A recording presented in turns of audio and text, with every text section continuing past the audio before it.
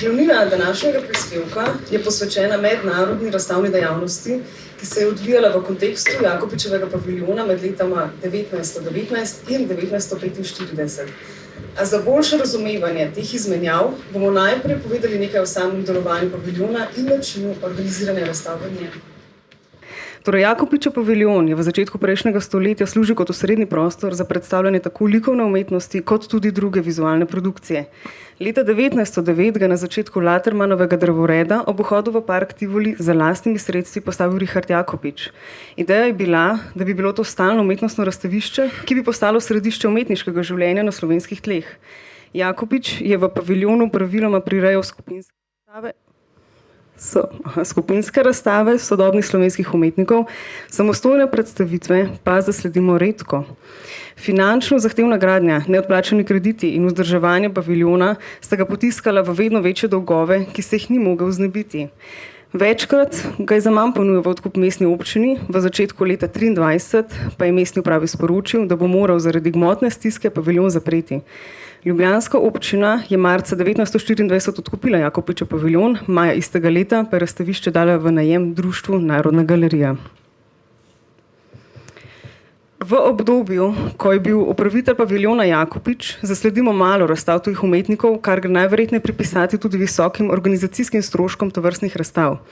Po letu 1924 pa so se v njem pričele pojavljati številne pregledne razstave tuje umetnosti, umetnostno-zgodovinske pregledne monografske razstave ali pa retrospektivne razstave, vendar le do časa, ko je Jakopičev paviljon predstavljal srednje razstavišče društva Narodna galerija. Ko je slednje postal Narodni dom, so to vrstne razstave poniknile in se preselile tja. Namesto njih pa se je povečalo število razstav manjših skupin, umetnikov ali pa samostojnih predstavitev. Društvo je dopuščalo tudi možnost, da so umetniki, umetniška društva in druge organizacije najemali razstavišče in v njem poljubno časa razstavljali. Ni jasno, ali so bili pogoji za najem skozi vsa leta enaki, a v eni izmed v arhivu ohranjenih korespondenc lahko vidimo dokaj jasne pogoje in stroške za najem. To korespondenco med Društvom Narodna galerija in dr. Tomšičem, ki organizira razstavo Oskara Pistorja, lahko vidite na PowerPointu, kjer jasno zapiše, kakšna je bila cena in drugi pogoji razstave. Preden podrobneje predstavimo različne vrste mednarodnih razstav, ki jih lahko zasledimo v Jakopičevem paviljonu, bomo na kratko predstavili splošen kontekst mednarodnih izmenjav v tem obdobju. Veliko število slovenskih umetnikov je v tem obdobju študiralo v Zagrebu, zaradi česar so povezave in izmenjave z zagrebškimi oziroma hrvaškimi umetniki precej pogoste. Zasledimo lahko številna sodelovanja z drugimi prostori kraljevine, pa tudi izmenjave s Poljsko, Bolgarijo, Češko-Slovaško, Anglijo in Francijo. Slovenski umetniki so v tem obdobju veliko razstavljali v tujini, trikrat denimo v avstrijskem Hagenbundu, na Beneškem bienalu in na mednarodnih jugoslovanskih razstavah, pri čemer lahko opazimo tudi določene povezave z razstavljanjem v Jakopičevem paviljonu. Možno je bilo, da so razstave v tujini organizirala društva, ki so razstavljala v paviljonu ali pa so enaka dela razstavljali v paviljonu in tujini. Prihajalo je tudi do povezav med društvi in v tem kontekstu prirejanja izmenjujočih razstav doma in v tujini. Omenimo le nekaj tovrstnih izmenjav. Razstava Slovensko moderno slikarstvo, v češčini Slovenske moderni maljorstvi, je bila jeseni 1927 predstavljena kot povratna prireditev za razstavo Manes, ki je 1924 potekala v Jakopičevem paviljonu. Iz Prage je bila kasneje retrospektivna razstava Slovensko moderno slikarstvo v sicer zmanjšanem obsegu prenešena v Jakopičev paviljon. Za razstavo v Jakopičevem paviljonu žal nismo našli oziroma zasledili kataloga, pa vendar za razstavo v Pragi ta je ohranjen. Ob razstavi bolgarskih grafikov leta 1936 pa so denimo slovenski umetniki najprej razstavljali v Bolgariji, nato pa še bolgarski v Jakopičevem paviljonu. Da je bila mednarodna razstavna dejavnost tega obdobja izredno pestra, je razvidno iz številnih poročil z razstav v slovenskih časnikih ter revijah, na katerih slovenski umetniki niso sodelovali, vendar so bile mednarodno zelo odmevne in vplivne. Tak primer je na primer razstava Film und Foto leta 1929, ki je predstavljala najnovejše trende v filmski ter fotografski umetnosti in je nato potovala tudi v bližnji Zagreb. Dobro pokrite so bile tudi svetovne razstave v Parizu, ki so leta 1900 in 1937 doživele velik odmev tudi pri nas, in Beneški bienale. Na Beneškem bienalu je Jugoslavija svoj paviljon dobila šele leta 1938, ko je Slovenijo zastopal Matija Jama. Ta je imel, na primer, za časa Beneške razstave tudi pregledno razstavo v Jakopičevem paviljonu, kar kaže, da je paviljon poskušal ohraniti povezavo z mednarodnim dogajanjem. Znotraj Kraljevine Jugoslavije, posebej med Hrvaško in Slovenijo, so bili umetniki že od poznih 20 let tesno povezani in so skupaj razstavljali tako v Ljubljani, kot med drugim v Zagrebu, Beogradu in na Reki. Kot je Karel Dobida zapisal leta 1928, citat, take živahnosti v prirejanju umetnostnih razstav izven slovenskih meja, kakor smo je bili priča zadnje čase že dobrih 20 let, ni bilo opaziti. Konec citata. Po kratkem orisu pestrega dogajanja v kontekstu mednarodnih izmenjav bomo sedaj podrobno predstavili nekaj razstav, pri katerih je šlo za neposredno sodelovanje z Jakopičevim paviljonom. Med vojnama lahko spremljamo izmenjave med slovenskimi in hrvaškimi umetniki. To lahko deloma pripišemo tudi Novi akademiji umetnosti v Zagrebu, za katero se je odločalo vedno več slovenskih umetnikov, med njimi France Gorše, Nikolaj Pirnat, Miha Malec, France Pavlovec, Nanda in Drago Vidmar, Boris Kalin, kasneje pa naprimer France Mihelič in Maksim Sedej, kot ste naprimer videli tudi v včeraj odprti razstavi. Na podlagi tega je nastalo tudi veliko osebnih povezav. V obravnavanem obdobju je sicer od hrvaških umetnikov v Jakopičevem paviljonu leta 1923 prvi samostojno razstavljal Ina Meštrović. Istega leta pa je društvo Narodna galerija organiziralo tudi izmenjavo za zagrebškim proletnim salonom. Naj samo opozorim, da plakat ni iz ljubljanske razstave, je samo primer oblikovanja plakatov proletnega salona. Torej, proletni salon je v Zagrebu deloval med leti 1916 in 1928 ter vključeval ključne predstavnike sodobne umetnosti na Hrvaškem. Predstavljali so najnovejše smernice iz tujine, predvsem ekspresionistične, čeprav slogovno niso bili enotni. Slovenskimi umetniki so se člani poznali že izpred vojne ali bili povezani preko študija v tujini, večinoma v Pragi. Slovenci so s proletnim salonom prvič razstavljali leta 1921 v Zagrebu, na 12. razstavi salona, kjer so razstavljali člani kluba Sava. Na razstavi v ljubljanskem paviljonu 2 leti pozneje je razstavljalo 6 hrvaških umetnikov in 9 slovenskih. Kritiki pa so mu očitali, da naj ne bi razstavili dovolj kvalitetnih del. S hrvaškimi umetniki je paviljon sodeloval tudi v 30 letih. Leta 1933 se je v Ljubljani v paviljonu prvič predstavila grupa Trojica, ki so jo leta 1930 v Zagrebu ustanovili Ljubo Babič, Jerolim Miše in Vladimir Becić. Delovala je do leta 1935. Skupina je bila za slovenske umetnike zelo vplivna, saj so bili profesori številnih slovenskih ustvarjalcev in so se ukvarjali s pretežno istimi vprašanji kot Slovenci, kako predstaviti nacionalni izraz v umetnosti. Trojica se je v paviljonu predstavila skupaj s poljskim grafikom Vladislavom Skolčizasom in kritiki so bili tej specifični izmenjavi zelo naklonjeni. Morda je smiselno omeniti, da so manj navdušeno pozdravili tudi srbske umetnike. Istega leta se v Ljubljani namreč predstavilo društvo Oblik, ob katerem je za 22 srbskimi umetniki razstavljal tudi France Pavlovec. Na levi strani imate odlično fotografijo z notranjosti, dokaj kvalitetno za tisti čas, iz zgodovinskega arhiva, ki prikazuje udeležence otvoritve te razstave. Če je kritik v časniku Slovenec Rajko Ložar mnogo pozitivnih besed namenil razstavi Trojice, je ob razstavi društvo Oblik kot pozitivnega izpostavil le slovenskega Pavlovca. Z njim je svoje nestrinjanje izrazil Ante Gabar o slovenskem narodu in Ložarja vprašal, citat, ali boste razrezali tudi Dolinarja, ker se je preselil v Beograd in mu belgradsko-srbski naročniki dajo več dela kot slovenski? Konec citata. Takšne kritike so bile pogoste, kritike posameznih razstav pa so v nekaterih primerih odražale širši odnos do nekaterih držav. Podobno kot velja za Zagreb, so tudi na Likovni akademiji v Pragi študirali nekateri slovenski umetniki, kot so bili na primer Stane Kregar in Miha Maleš. Zato ni presenetljivo, da v Jakopičevem paviljonu lahko beležimo nekaj razstav češko-slovaških umetnikov. Že leta 1921 je Jakopič priredil razstavo Češko-jugoslovanska grafika, 3 leta kasneje pa je v organizaciji Društva Narodne galerije razstavljalo društvo Manes. Manes, ki smo ga že omenjali nekaj pred tem. Leto prej je imelo društvo Manes v praktično enaki zasedbi razstavo v Hagenbundu, kar kaže na pestro izmenjavo razstav med evropskimi institucijami. Društvo je bilo ustanovljeno leta 1887, v 20. in 30. letih pa so bili številni člani, pa so številni člani ustvarjali pod vplivi kubizma in ekspresionizma. Razstava je naletela na sorazmerno slabe kritiške odzive, delno zaradi očitane slabe kvalitete del, delno pa zaradi slogovno premočnih vplivov Pariza, ki jih je slovenska kritiška javnost v iskanju lastnega nacionalnega izraza zavračala. Leta 1928 je bila v paviljonu predstavljena še razstava češko-slovaškega stavbarstva. Funkcija te razstave je bila bolj didaktične narave, saj je razstava potovala po češko-slovaških mestih, iz Ljubljane pa še v Zagreb in Beograd.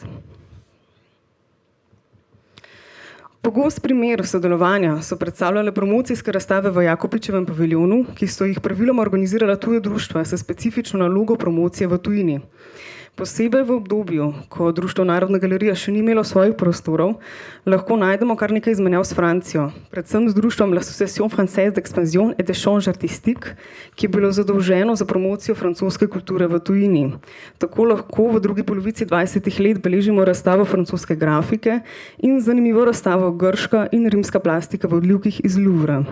Podoben primer predstavljata razstava ruske knjige in grafika, ki jo je leta 1924 priredila Ruska matica, in Exhibition of Photographs from the Times, razstava angleškega društva oziroma londonskega društva za propagando iz leta 1936. Takšne razstave so bile praviloma kratkotrajne, njihova funkcija pa je bila bolj propagandna kot umetniška. Skozi sočasno kritiko lahko pri teh razstavah razberemo tudi odnos slovenske javnosti do predstavitev tuje umetnosti. Razstavi odlivkov iz Louvra, ob kateri je Društvo Narodna galerija za svojo zbirko odkupilo 61 mavčnih odlitkov, so na primer očitali, da neupravičeno vlaga denar v tujo umetnost namesto v domačo. Kritik Čoro Škodlar je med drugim za časnik Ponedeljek zapisal, ta citat imate tudi na predstavitvi, torej tudi vsa kričava reklama in jedikovanje po časopisih ni prebavilo občudovalcev mavčnih odlitkov plastik zamrlih orjaških kultur. Tovrstnih primerov meddržavnega povezovanja s pogosto politično motivacijo je bilo več. Na primer razstava zakoncev Jana in Ilze Oeltjen iz leta 1935, ki je bila zasnovana z namenom nagovarjanja nemške manjšine v Ljubljani. Ali pa razstava Ugo Kara in August Černigoj leta 1939, katere namen je bil zbliževanje jugoslovanskih in italijanskih kulturnih odnosov. V drugi polovici 30. let lahko spremljamo tudi povezave z Bolgarijo, ko so se države zaradi balkanskega sporazuma zbližale na političnem področju. Takšne razstave je večinoma organizirala Jugoslovansko-bolgarska liga v Ljubljani. Primeri so razstava bolgarskih grafikov Novi hudožnici leta 1936 ter 3 samostojne razstave bolgarskih umetnikov 3 leta kasneje, Spasa Toteva in 2-krat Pavla Francialiskega. Zapis Karla Dobide v Ljubljanskem zvonu nakazuje, da je bila razstava leta 1936 prva, ki so bolgarski umetniki priredili v Ljubljani. Prav skozi to razstavo pa lahko benem opazujemo tudi nezavidljivo stanje v Jakopičevem paviljonu, ki naj bi bil zelo slabo obiskan in finančno podhranjen. Eden od namenov tovrstnih razstav pa je bila tudi promocija države in propagiranje turističnih izmenjav. Pavel Francialiski se je tako na primer po svoji razstavi 10 dni modil na Gorenjskem in tam ustvaril nove akvarele z motivi gorskih pokrajin, ki jih je nato naknadno dodal na razstavo v Jakopičevem paviljonu. Slike slovenskih krajin je kasneje razstavil tudi v Zagrebu in Beogradu, prav tako pa so organizirali vrsto predavanj oziroma predstavitev del po različnih bolgarskih mestih. Posredne povezave z Bolgarijo so se nato nadaljevale vsaj preko društva Lada, ki je bilo ustanovljeno leta 1904 v Sofiji, ko so z njo najbolj aktivno sodelovali člani Vesne. Torej, društvo Lada je vključevalo srbske, hrvaške, slovenske in bolgarske umetnike, ki so razstave organizirali vse do leta 1922. Takrat je društvo postalo izključno jugoslovansko. Najbolj aktivno je Lada delovala v Beogradu, kjer je obstajala že vrsto let in je imela tudi slovensko zastopstvo. V Jakopičevem paviljonu so v okviru Lade slovenski umetniki začeli razstavljati razmeroma pozno. Dvakrat so se predstavili leta 1939 in dvakrat leta 1941. Na prvi razstavi je društvo še delovalo v okrnjeni obliki. Razstavili so samo Nora Lovrin, Bara Remec in Tine Gorjup, uradno pa so začeli konec istega leta z 21 predstavljenimi umetniki. Namen Lade je bilo boljše povezovanje med evropskimi umetniškimi središči, a ga je prekinila druga svetovna vojna, Lada pa po njej ni bila več dejavna. Leta 1931 je bil v Ljubljani ustanovljen fotoklub, ki so ga sestavljali predvsem ljubiteljski fotografi. Društvo je bilo do začetka druge svetovne vojne izjemno aktivno. Uredili so si društvene prostore na Levstikovi ulici, organizirali klubske ekskurzije, projekcije, diapozitivov in razne tečaje. Udeleževali pa so se fotografskih natečajev in razstav po celem svetu. V paviljonu so leta 1936 organizirali drugo izmed svojih 3 mednarodnih razstav v Ljubljani med obema vojnama. Nagrade so podelili avtorjem iz Egipta, Avstralije, Belgije, Madžarske in Združenih držav Amerike. Vsega skupaj pa je sodelovalo čez 300 fotografov z celega sveta. Fotoklub je bil ena najbolj mednarodno orientiranih organizacij, predvsem zaradi logističnih prednosti fotografskega razstavljanja, saj so klubi praviloma svoje skupinske fotografske mape z izborom del lahko zlahka pošiljali po celem svetu. 3 odmevnejše mednarodne razstave v 30 letih so bile namenjene predstavitvi likovnih umetnic. Umetnice so v tem obdobju sicer v paviljonu razstavljale v veliki manjšini. Od približno 175 razstav, prirejenih med letoma 1919 in 1945, je le okoli 35 razstav vključevalo ženske. Leta 1931 je razstavo v paviljonu organiziral Klub likovnih umetnic, ki je bil leta 1927 ustanovljen v Zagrebu in je razstave organiziral do leta 1942. Že na samem začetku delovanja so se mu pridružile Slovenke Elda Piščanec, Henrika Šantel, Avgusta Šantel mlajša, Anica Zupanec-Sodnik in Mara Kralj, pozneje pa še Mira Pregl, Dana Pajnič, Karla Bulovec-Mlak, Doroteja Hauser, Rene Dufour-Gorjup in Bara Remec. Prvo ljubljansko razstavo v Jakopičevem paviljonu so organizirale pod pokroviteljstvom Franje Tavčar, razstavljale pa so slovenske in hrvaške umetnice. Odmevnost je razstava dosegla tudi zaradi tega, ker jo je obiskala kraljica Marija, sicer pa je bila kritika pretežno negativna. Predvsem so umetnicam učitali likovno šibkost, vrlina umetnic pa naj bi bila predvsem tradicionalnost. Ob ogledu razstave je bil Hinko Smrekar vidno olajšan. Citat: "Nič več revolucionarstva, pristnega ali poziranega, hvala Bogu, saj nam je dovolj že revolucionarnih koket v hlačah." Konec citata. Poleg Kluba likovnih umetnic so odmevnejšo razstavo z naslovom Ženske umetnice Male zveze oziroma Male Antante priredile tudi leta 1938. Namen in cilj Antante je bil zagotoviti politično, socialno in ekonomsko enakost žensk, kar je segalo tudi na področje kulture in razstavljanja. Od leta 1934 dalje je Antante delovala le še med Romunijo, Češko, Slovaško in Jugoslavijo, prva njena kulturna prireditev pa je bila prav razstava umetnic, ki je bila predstavljena v Beogradu in Zagrebu, preden je potovala še v Jakopičev paviljon. Razstavljalo je več kot 100 umetnic iz Češko-Slovaške, Romunije in Jugoslavije. Njen namen je bil, kot je zapisal Stane Mikuš v kritiki v časopisu Slovenec, citat: "Prikazati visok nivo feministične kulture tudi na umetnostnem podiju, ki bi posredno služil tudi za pomagalo pri ženskem pokretu za dosego večjih političnih pravic." Konec citata. Izbor za slovenske umetnice je pripadal Klubu likovnih umetnic v Ljubljani. Od slovenskih umetnic pa so se predstavile Mara Kralj, Elda Piščanec, Mira Pregl, Bara Remec, Anica Zupanec-Sodnik, Avgusta Šantel, Herlika Šantel, Dana Panič in Dušana Šantel. Tukaj le imate zelo lep primer. Sicer v tistem času se že začnejo pogosteje pojavljati tudi fotografije notranjosti razstav. Zdaj sem videla, da imam še 5 minut, pa lahko morda sem še malo natančneje ta PowerPoint pojasnim. Na začetku naše raziskave se začne leta 19, zelo malo, kot najverjetneje lahko tudi pričakujete, nekih fotografij, reprodukcij v časopisih, kasneje za razvojem, naprimer tudi Fotoklub temu prispeva, namreč tudi avtorji, člani Fotokluba fotografirajo in objavljajo fotografije, pa že začnemo dobivati tudi lepe primere posnetkov notranjosti razstav, kot je naprimer ta na desni od Male zveze.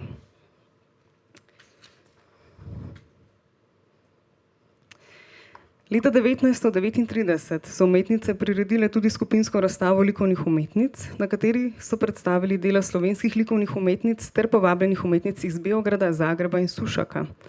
Umetnice so načrtovale, da bi skupaj na ta način razstavljale vsako drugo leto, namen razstave pa je bil povezovanje hrvaških, slovenskih in srbskih umetnic.